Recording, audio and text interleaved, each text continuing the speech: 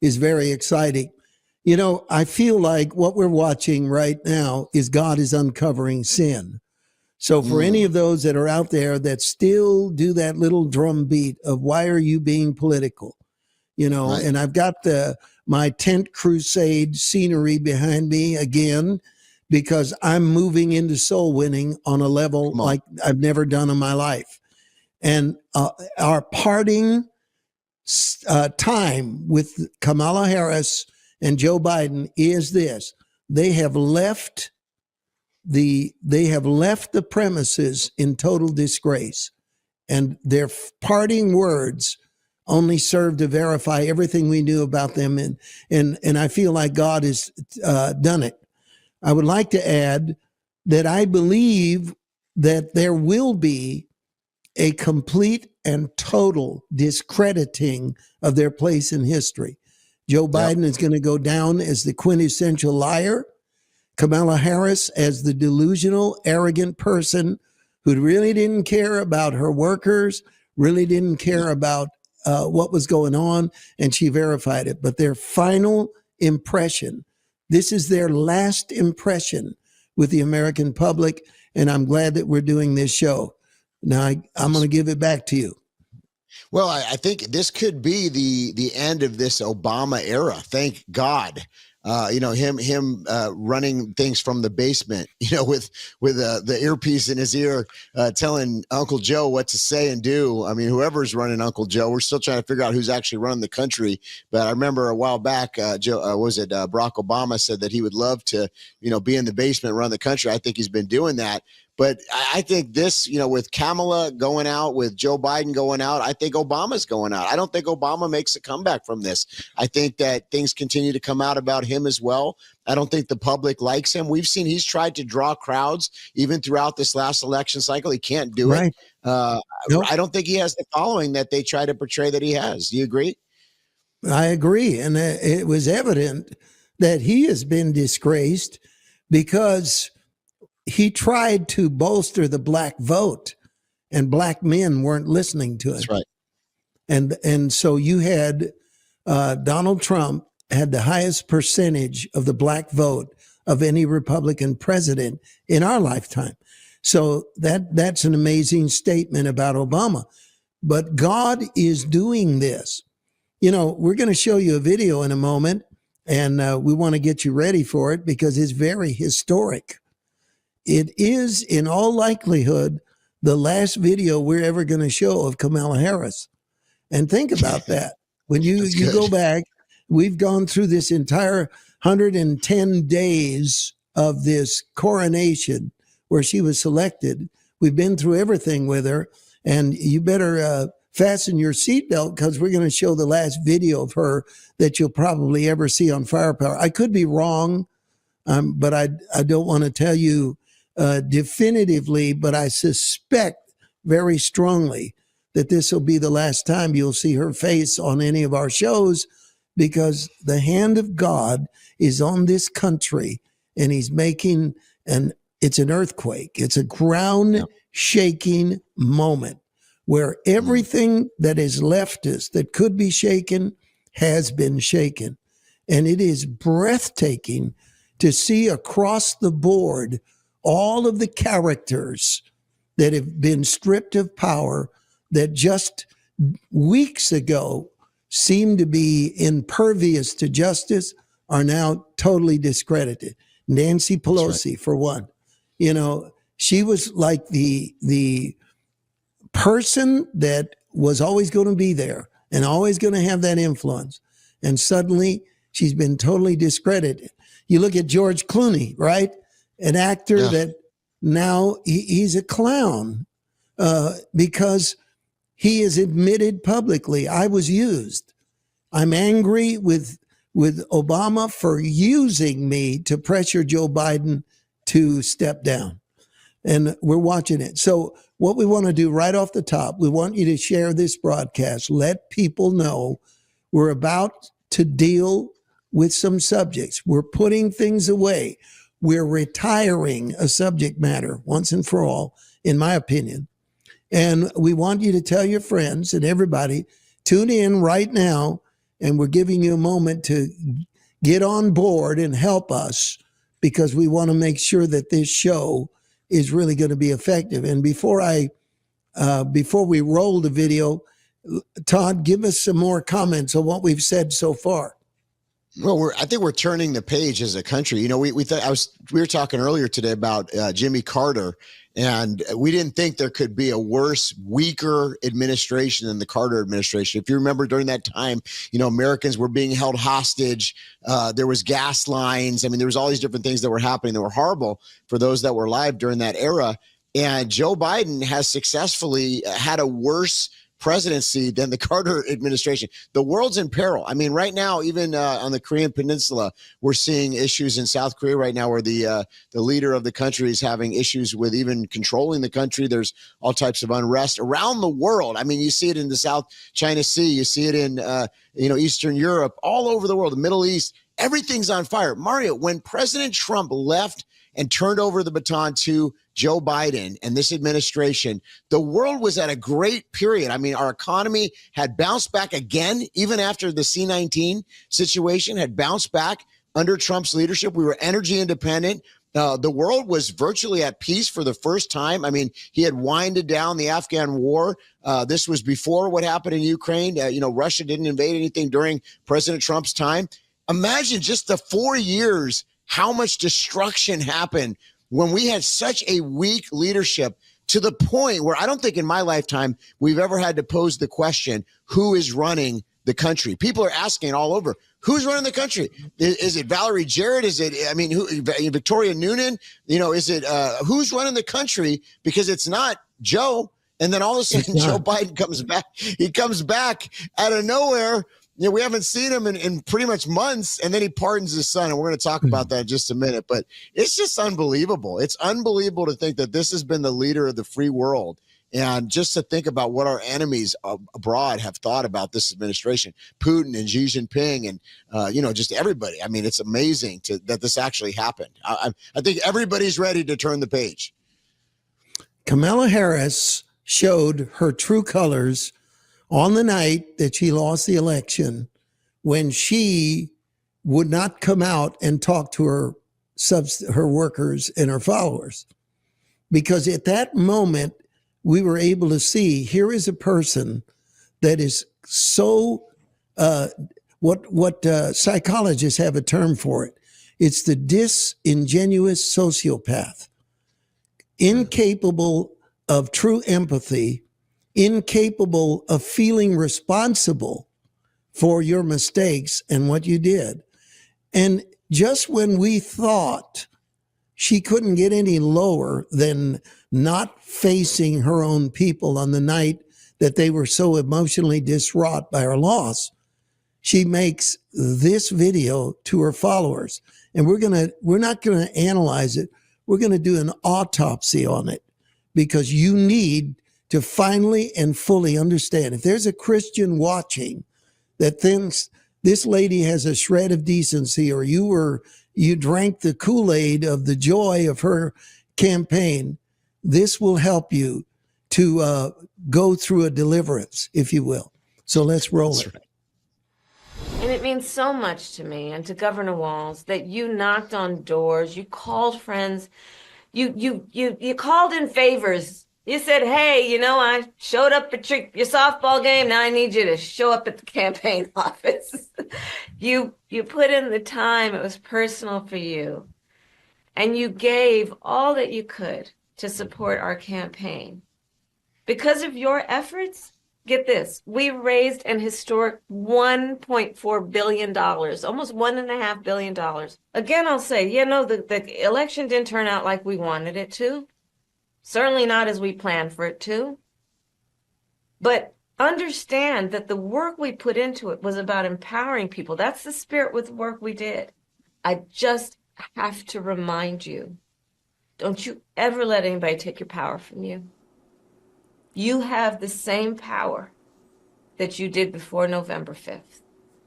And you have the same purpose that you did. And you have the same ability to engage and inspire. So don't ever let anybody or any circumstance take your power from you. Social media users skewered Harris's 3-week post-law speech. Frequent critic of the Biden administration, Benny Johnson, posted on X, quote, Kamala Harris addresses supporters 3 weeks after a humiliating loss to Trump in painfully cringe 10-minute rant where she brags about wasting over $1.4 billion in donor money. And conservative pundit Gunther Eagleman wrote, who in their right mind let Kamala Harris post this? Lol. Charlie Kirk, host of The Charlie Kirk Show, chimed in as well, as Kamala delivers a message to her dejected supporters, bragging about how they raised nearly $1.5 billion for her failed campaign. David Plouffe has finally admitted the campaign's internal polling never had Harris ahead of Trump. It was all a giant scam. Okay, I'm going to let you comment after I set the stage here because there's so much there. Do it. The term gaslighting comes from a movie that was starring Charles Boyer and Ingrid Bergman. And there's this amazing scene near the end. He's tied to a chair, finally exposed as the abusive husband who is trying to make his wife believe she's crazy. And so he's tied to the chair and he starts talking to Ingrid Bergman. It's an amazing scene, by the way, in the film, where he's trying to charm her one more time. I know you've caught me red-handed.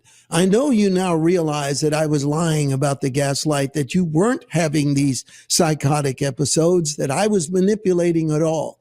But don't forget who I am, and don't forget that I'm your husband, and don't forget. And it's such a pathetic speech that they invented a term for it called gaslighting. And I never saw so much butane burned in 2 minutes in a person's mouth than what Kamala Harris was saying to the audience. Now, you get to go first on that one. I wasn't sure if we were watching Saturday Night Live skit. I thought I wasn't sure if that was a real video, but it actually was. That's what's the sad reality of that. She looks beat. She looks haggard. I mean, she looks, and what she's saying is even worse. I mean, I was trying to think about if I've ever seen, because she's got a lot of expressions, a lot of moves that she does, Mario, but has she ever really said anything that's been inspiring that I can think of? No.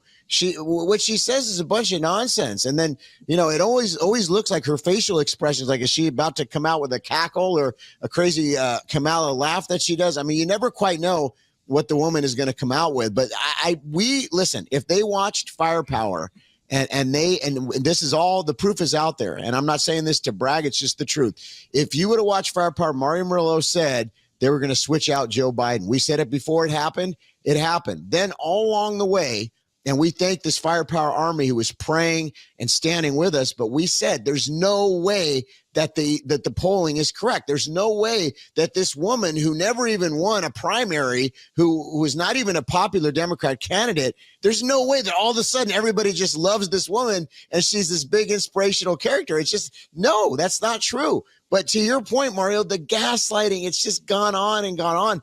And what's interesting that I've noticed is the anger amongst Democrats and liberals that feel like they've been, given a bad deal because they were. And that is what I think we haven't really understood the full damage yet, because this is going to send shockwaves now throughout their base. They now understand that they've been had, and they believed a false reality that they were being sold every day by the mainstream corporate media. And they weren't listening to Firepower probably, so they were believing the fake polls and all the gaslighting. And now, Mario, to your point, it's all out there, and I believe God's doing it. It's all out there. Yeah. Okay, so I want to start with this. The disingenuous sociopath is disassociatively incapable of seeing how they're coming across to their audience. So there was no adult supervision in that room. There was none. There was nobody to say, time out, Kamala, don't say that. That's the last thing you should say. Unless you have been living in an igloo somewhere, don't you understand how you come across when you say to people, we were working so hard? This is where, another analogy. I watched one of the NFL games. I hardly get to because I don't have anyone around me that enjoys football. So every once in a while, I get to watch one. And the one I watched, I won't name the teams lest the guilty be exposed. The defense was amazing. The offense was horrible. And you could see that once again, it was 3 and out. They had interceptions. The defense had recovered fumbles. They're working as hard as they can. And the offense is like a joke. So they're 3 and out and they're running off the field. And the defense is staring at them like, you are my mortal enemy. It's bad enough that I'm going on the field to go against the other team. You are not doing a thing. Kamala Harris should be disgusted for talking to the people she built for money about how hard they worked, how you knocked on doors. Woman, all you had to do was answer questions. All you had to do is accept Joe Rogan's invitation to be on the show. But you were lazy, you were intellectually dishonest, and you were operating from a privileged denial that you deserve the presidency, that you have always skated and escaped. And here you have your last chance to sit there and say, folks, I failed you. I didn't fight hard enough. I didn't do my homework. I didn't know how to put the salad dressing away and finish a sentence. I didn't work that hard. I didn't try. When I hear Oprah in The View, Whoopi Goldberg in The View say, oh, she ran a perfect campaign. She abused the loyalty and sacrifice of everyone underneath her by being this little impervious princess that didn't care. And this is simple logic. We only had an opponent that spent $300 million. We spent 5 times the amount of money that Donald Trump spent, and we lost. That is shameful. That is disgusting. That is like when anyone, and since I am a man that lives by the offerings and gifts of people, widows' offerings, and I can't sleep at night if I think we're wasting money. I look at it, and everyone that works around me knows that I am going to get a bang out of every buck that's given to us. So when I listen to her say, look at what we did. We wasted $1.5 billion and not even feel shame. You are talking about an individual that is so morally bankrupt that it's impossible to fully understand it. And then she'll say, don't let anyone take your power. You're the one who took their power. You took their money. You took their power. You took their hopes and dreams and just gave out nothing meaningful, and chose one of the Three Stooges for a running mate. And that's really an insult to the Three Stooges. There is nothing about this that's heroic. There is nothing about this that doesn't smack of an individual who is completely deluded by their own self-importance and disconnected from their failure, which means, and this is something for all the young preachers and leaders to learn, you have to admit your failure. You have to admit your failure, or you will fail again, and you will continue to fail. And I think that this speech that she gave should be interpreted as this: no one in their right mind should ever give this woman the time of day or another chance to waste money on behalf of a completely insincere project, as she was. That's right. And what a lot of people aren't talking about is the peril that the Democrat Party is in right now. I mean, it's in shambles, and no one's really looking at that and doing like a postmortem right now. But who's the head of the Democrat Party? Is it Joe Biden? Is it Kamala Harris? I mean, no.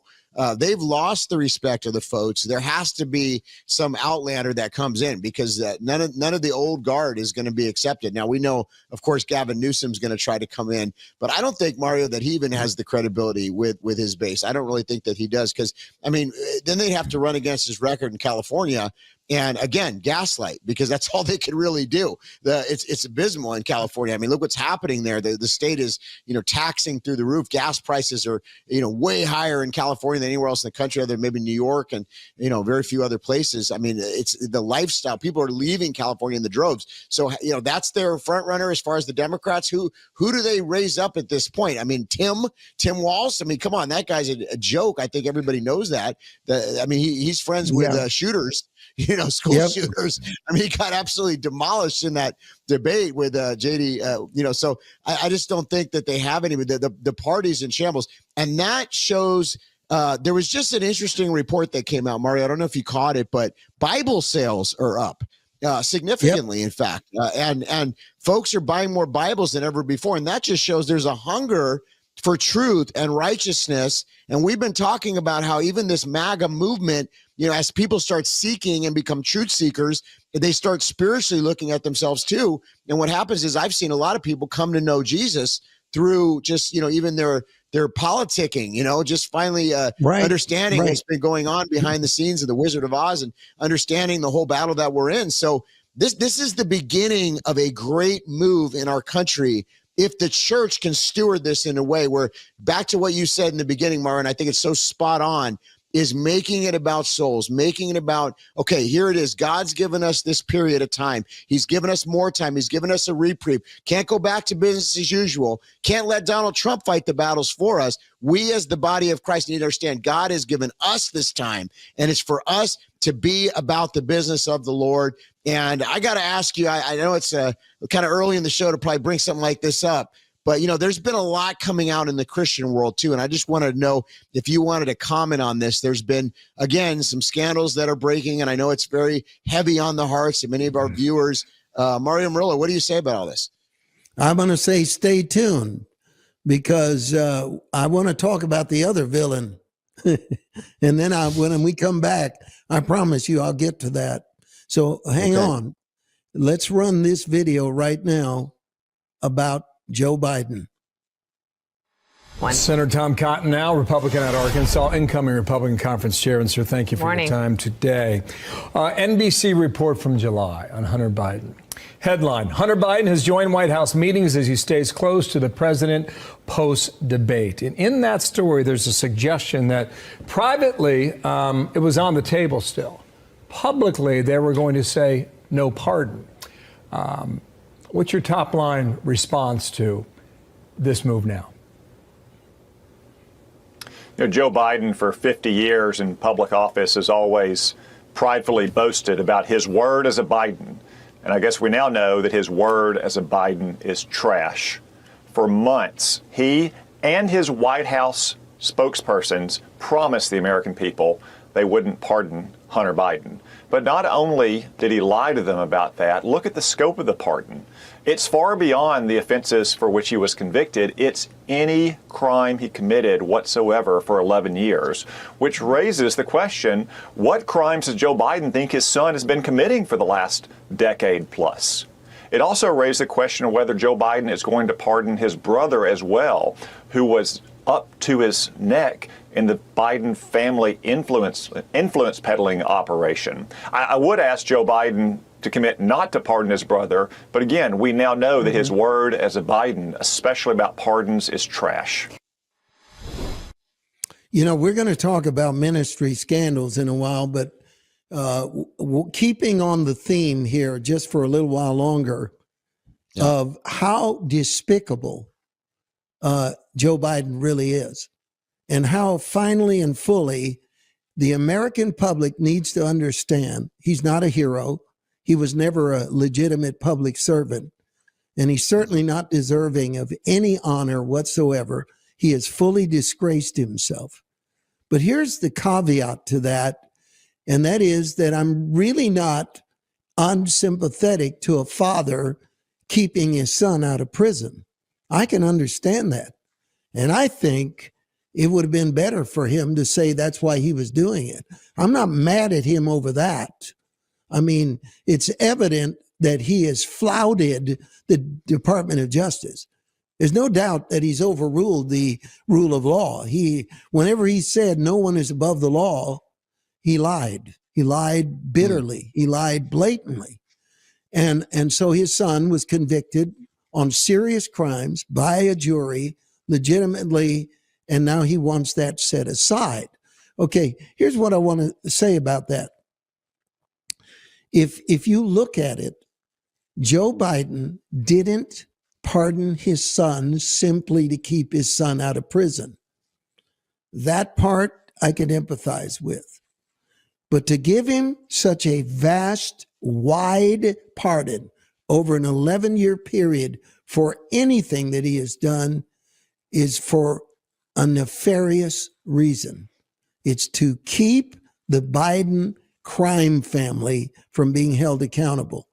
If some of those federal crimes that have yet to be uncovered, some of the influence peddling, putting him on the phone with foreign influencers, getting millions of dollars diverted to the Biden family through their influence peddling, enriching themselves. Biden understands those things could be uncovered during a Trump presidency. So what he's done is he's created a barrier for those things not to be investigated under Trump's power and authority. So that's why this is despicable. So folks, here it is. He's never been a decent person. He's never done anything without an ulterior motive.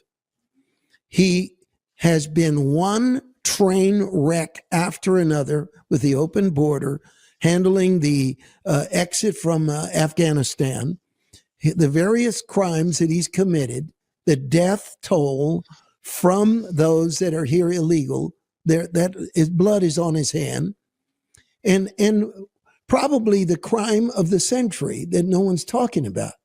340,000 children are in the United States that were brought in here through open borders with Biden's permission and conscious knowledge of it.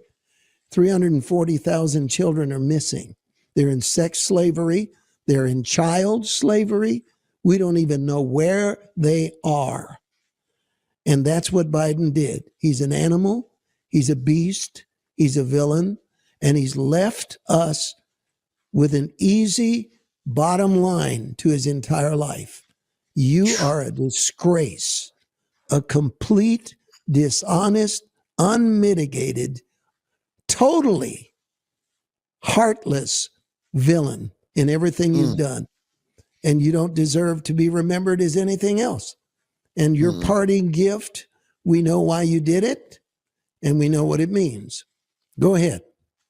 Yeah, well, Prid Pro Joe. It's kind of hard to say, but that's who. Remember the Ukraine call with President Trump? They went after him. It was another at least couple months, if not more, during the Trump administration, where just harassed him. Meanwhile, it was Joe Biden, and I got fact checked on Facebook for that, Mario, and on YouTube. In fact, they took down a video because I even mentioned what Joe Biden said. I think it was at the CFR, the Council of Foreign Relations, where he made that. It was one of those globalist entities where he had a speech and he bragged about what he did. Another thing that's just unbelievable. When they raided,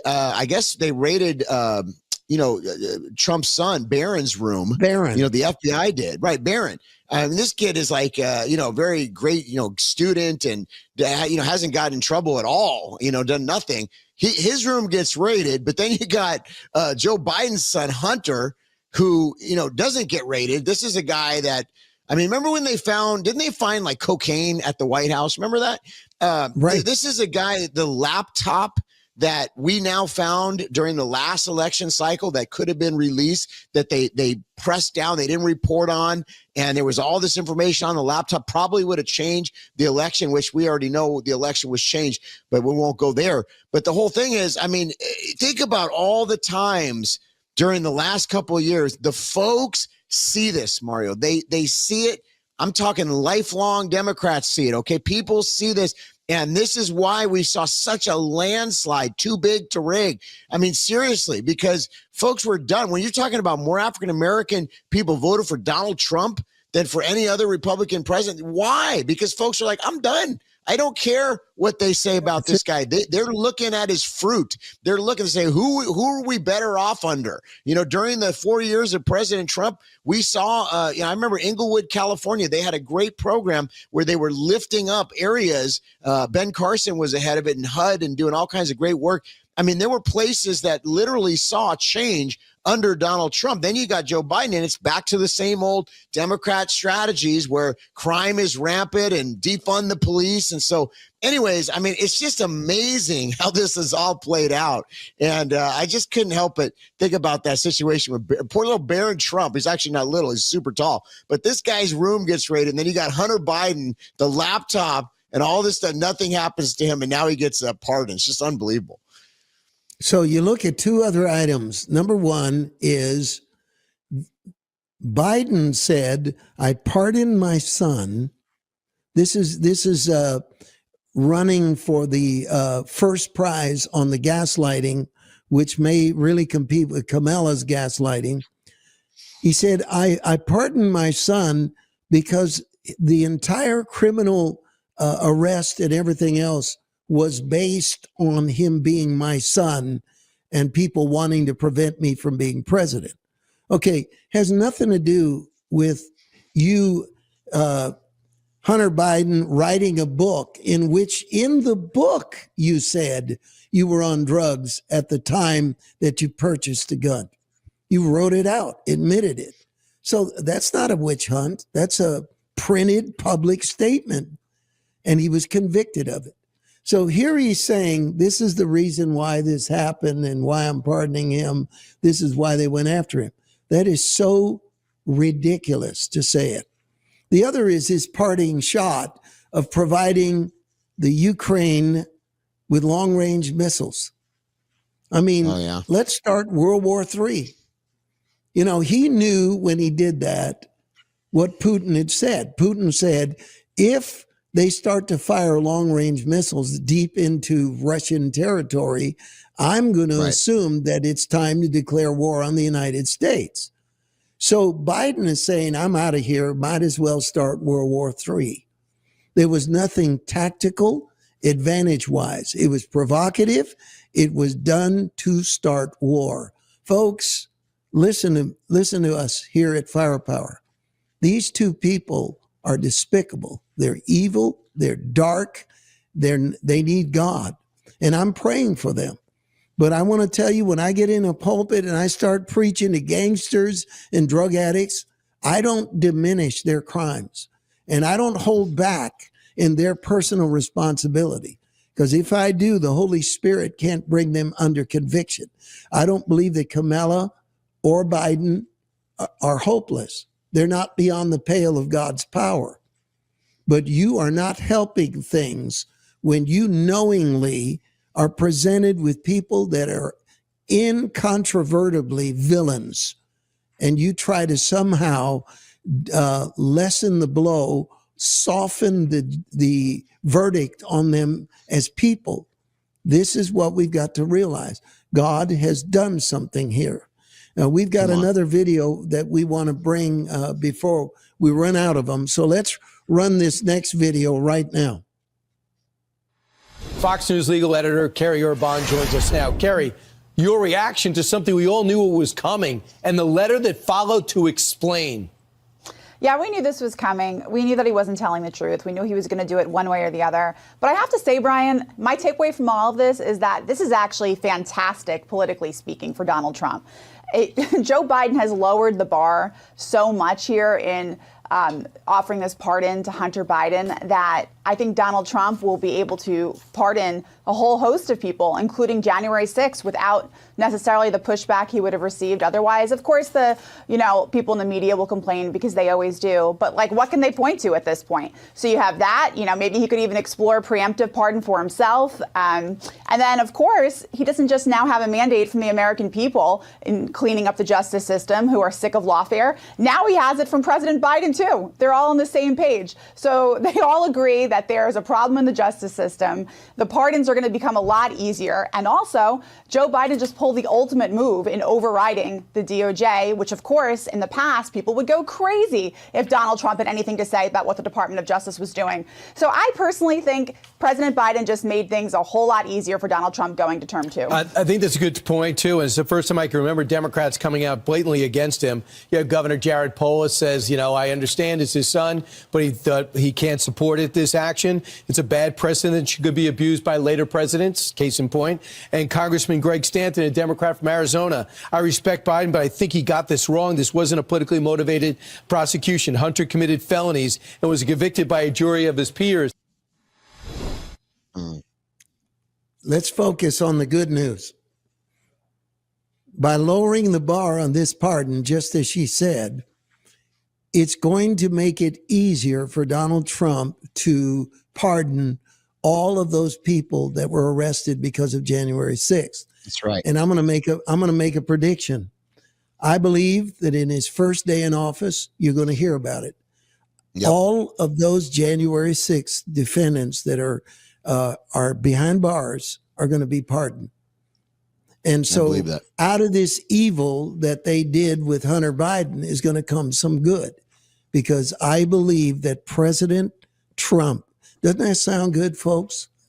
I'm going to say it again. President Trump is going to pardon the January 6th defendants. They're going to be set free. And I have no doubt about that. I think it's going to be one of the first things he does. Okay, your turn, son. Yeah, well, remember, everybody used to say no one is above the law, the Democrats. I mean, they all tweeted it out, including Joe Biden. No one is above the law. What irony. I mean, you know, Joe Biden, there's actually a tweet from Joe Biden. No one is above the law. And you know that on X, on the platform, I don't know if you caught this, Mario, they actually fact checked Joe Biden for saying that. Wow, that's epic. You know, Kash Patel, I know Kash. We went to many cities together, and he's a good guy, very, very smart legal mind, by the way. He's going to be out there with the head of the FBI, the FBI director. That's incredible. And boy, there's going to be some justice. I think there's some people really shaking in their boots. There's also folks that have been arrested for standing for pro-life issues. And I think, like the J6ers, these folks also need to be pardoned by President Trump. And we're hoping and praying, and I believe he's going to do that, Mario. So under the Biden administration Justice Department, there has been a lot of injustice. There's been a lot of going after political opponents. And it's so interesting because they're always saying that's what Donald Trump was going to do. Meanwhile, the whole time, that's what they've done, you know? So interesting times. The tide is definitely turning. And I think this is the result of the prayers of the saints. And it's amazing. And so the only thing they have left, like you said, they're trying to drag us into a war. And I just want to comment on that. I think Vladimir Putin knows and understands what's going on. And I think that he's a master strategist. And I think he realizes if he could just hold on, we're not going to go into World War III. If they, you know, just about a couple more weeks left. But what are they going to do the next couple weeks? We can't let up on praying about this. Even before he's president, look at what Donald Trump has done, even before he's president. Trudeau of Canada goes to Mar-a-Lago. That's right. He realizes that his loony bin leftist whatever it's not going to work anymore. And so he's down there talking to him. All right, all the caravans that were coming from Central America and South America through the border have suddenly stopped. The president of Mexico, she herself said, there are no more caravans coming. He's not even president yet. All right. Then Hezbollah and Israel signed a ceasefire. It's been a year that they've been fighting, and suddenly there's a ceasefire. And anyone that thinks that's not coming down from the mullahs in Iran is nuts. Because I want to go back in history to 1980. We had several Americans that were hostage in Iran when Ayatollah Khomeini took control of Iran. Under Carter, they were there for months as hostages. And there was this failed rescue attempt where all of the dust got into the helicopter motors. because Carter was the one who was overseeing that military operation and it flopped in the desert. There was no indication whatsoever that those hostages were going to be released. As soon as Reagan was inaugurated, Ayatollah Khomeini released all the American hostages. All it takes is a leader that they know is going to do what they say. Now, you're watching it with Trump right now. The tables are turning. All of this is already going on, already happening. So many. Now we're watching for the first time, Zelensky in Ukraine wants a ceasefire with Russia. Why are they talking about that? The whole time Biden was, this all could have been done. You know, these wars could have been stopped. Now we've got the sheriff is in town. And I know that we're already watching a man having an immediate impact on world events, and he's not even president yet. He hadn't even been inaugurated. Go ahead. Yeah, well, he's even talking about countries that try to de-dollarize. He's saying, hey, we're going to put tariffs on you. BRICS. He's going after the BRICS. I mean, this is incredible. The power of a tweet, or, even if he puts on Truth Social, never underestimate it with Donald Trump. And the reason why people take heed to his words is because they know that when he says something, he means it. And there's going to be a follow through. And this is where it's that peace through strength, Reagan-esque strategy that Donald Trump brings to the table. And so my prediction, I know they're trying to bring us into World War III, but I think it's going to be averted. I think by the skin of our teeth, it's going to be averted. And I think President Trump's going to come in, de-escalate what's going on there in Eastern Europe, and that we're going to see a lot more stability as the U.S. is now back. We are back. We have been missing in action as the leadership on the world stage. And, China is trying to calculate this right now, Mario. They're trying to see what this means for them. And I think even Vladimir Putin was out there in his speech, and he said Donald Trump's got to watch his back still. He really believes that his life is still threatened. And I think he's right. It's a crazy time that we're in. It's a disruptive time. And this is a time where we can't go back to business as usual. No. I'll say it again. We can't go to complacency or apathy. God has given us this time to lead, to be the head and not the tail, to get out there and to be what the church is meant to be. And there's a disruption all around. There's a disruption in the church. There's a disruption in politics. There's a disruption on the world stage. And it's amazing that God gave us this mercy. Mario, I've been thinking about this ever since that election night, and I've been humbled by it. It's impacted me greatly. And my question to the Lord is, what can I do, Lord? What can I do to best be about your business? I want to please you. I think we all have to just be thankful for what God is doing, but at the same time, be vigilant and remain in a position of prayer. We've got to continue to pray fervently, because there's a lot of different variables right now, but it is truly remarkable, everything that we're talking about tonight, how this is all playing out. I mean, we're seeing world leaders do complete about faces, things that the Democrats said were impossible. Isaiah chapter 5, verse 20. I want to read this in keeping with what you've just said. Woe to those who call evil good and good evil, who put darkness for light and light for darkness, who put bitter for sweet and sweet for bitter. Woe to those who are wise in their own eyes and prudent in their own sight. When we read the Bible, there's things that we tend not to notice. It says, woe to those. It doesn't mean anything less than this. Woes are coming. Bad events, things that are going to discredit you and bring you down. Those are the verses that God brought to my spirit when I began to think about, why would Harris wait till the last minute to do the dumbest speech of her life?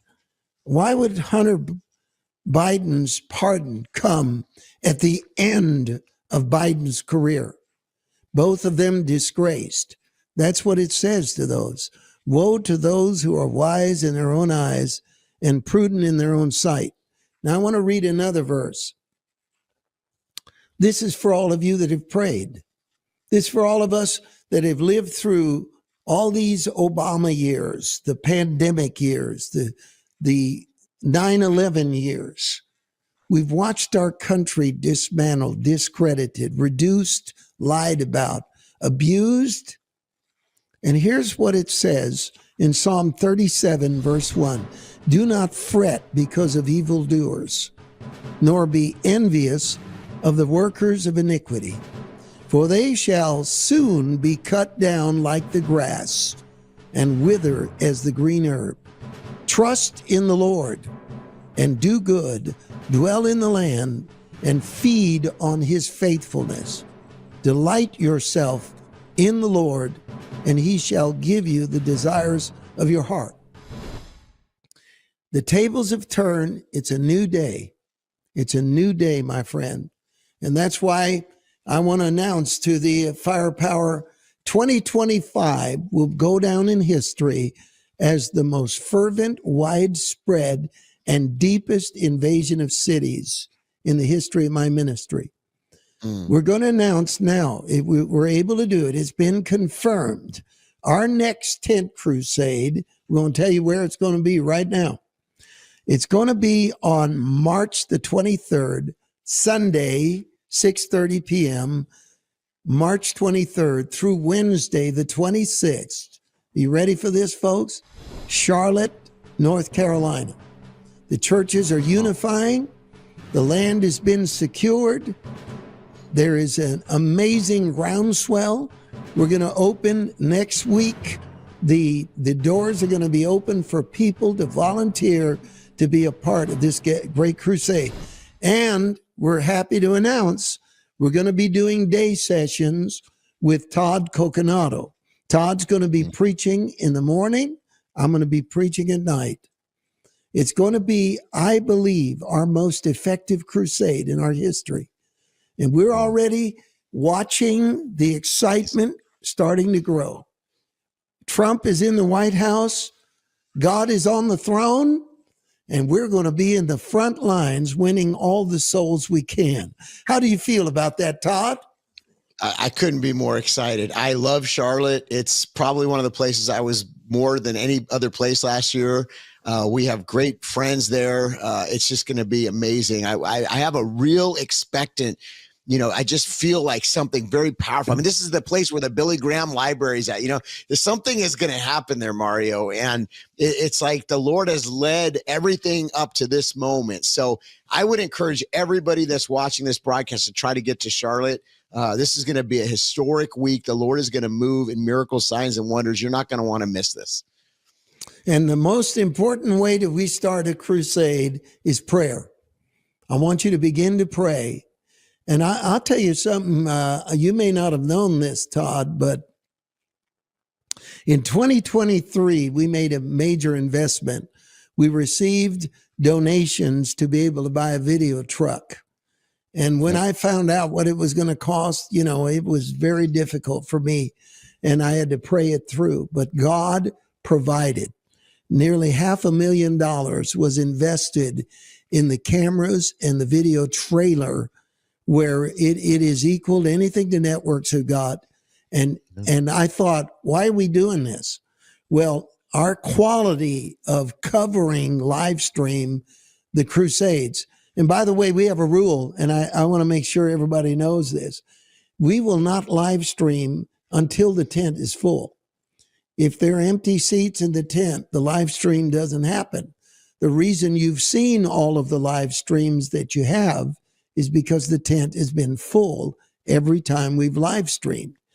Well, in 2023, over a 4-night period, we would have 100,000 people that watched the tent crusade on live stream.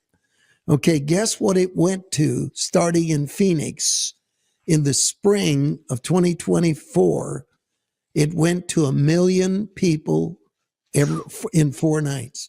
1 million people will watch our tent crusades live stream. And then in Tulare, it went to 1.2 million in 4 nights in California. People are getting saved and healed all over the place. This is coinciding with a general change in the atmosphere of the United States. I'm not going to be surprised when we hear about churches that explode, pastors and begin to preach. Men and women are going to be in the pulpits preaching with greater fervency than ever before. And that gets me back to the scandal. So your question was what? What was your question about the scandal? Well, I just started thinking about how, the gaslighting and the exposure and things that are happening. And I know it's really heavy on the heart of a lot of folks that are watching right now to see over the last few years. And, we've seen this over our lifetime, but it seems like there's a lot of it going on, Mario, where things are coming out. And I don't know if it's, some of them are alleged, some of them are true, but just wanted to see if you had any thoughts on that. Yeah, I do. And I want to give them now. I am not going to choose sides on any current scandal that's going on in the church. I'm not going to choose sides. I think we've got to be fair and let the facts come out. There is one group that I wanted to attack because you know me, I'm so sweet and loving. So let me attack the cessationists. There are some harebrained theologians out there that have lumped all of the spirit-filled believers into the same basket of deplorables. You're doing what Hillary Clinton did to Trump supporters and what Biden calling them garbage. The Pentecostals are people that believe the Bible is the Word of God. The baptism in the Holy Spirit is a valid doctrine in Scripture. There is a distinct application of a second work of grace after you're saved, where you are filled with the Spirit. I'm going to add one more. Healing is in the atonement. Now, I just caused a bunch of evangelical theologians to manifest. They're frothing at the mouth right now over me saying that. But in the book of Matthew, chapter 9, it describes Jesus carrying our burdens. And he is healing the sick. And the Bible says, Matthew says, when Christ was healing the sick, he was fulfilling that verse, the atonement verse in the book of Isaiah, where it said he carried our sorrows and bore our sicknesses. Healing is for today. The fact that there have been people that have abused that doesn't take away from the real. And right now, the scandals that are going on in certain ministries, quote unquote scandals, I'm going to avoid saying what they are because I'm not going to choose sides right now. It doesn't extend as a license for evangelical online heresy hunters to discredit healing, to discredit legitimate ministers, or to discredit the power of the moving of the Holy Spirit today.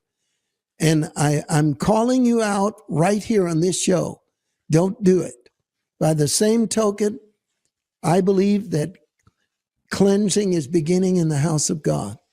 Just as villains have been uncovered in the political, they will be uncovered in the church. Just as secret sin has been exposed in the political, it will be exposed in the pulpit and in ministries. It's coming. But before we know and understand exactly what's happened, I'm going to tell you, I'm not going to choose sides. I'm waiting for the truth to come out. And one thing I do know is that rather than to spend a lot of time luridly curious about salacious details, we ought to be on our face before God, praying for unity in the church. And to understand, no matter what comes out, no matter what is proven to be true, if it's scandalous, if it's immoral, if it's completely abusive, and it comes out, it will not destroy God's character because the truth will stand. And the word of God says, I will cause the wrath of man to praise me. So I expect revival is at the door. And all of these shakings that are going on are a part of it. We got to keep our eyes on Jesus and keep our focus on winning the lost and healing the sick. And I believe that we're going to see great times ahead. Go ahead, Todd. We got about 2.5 minutes. That's right. We can't be distracted. And we got to remember something, too, is that even with the Hunter Biden situation, is that he is not going to escape unless he repents. But if he doesn't repent, he's going to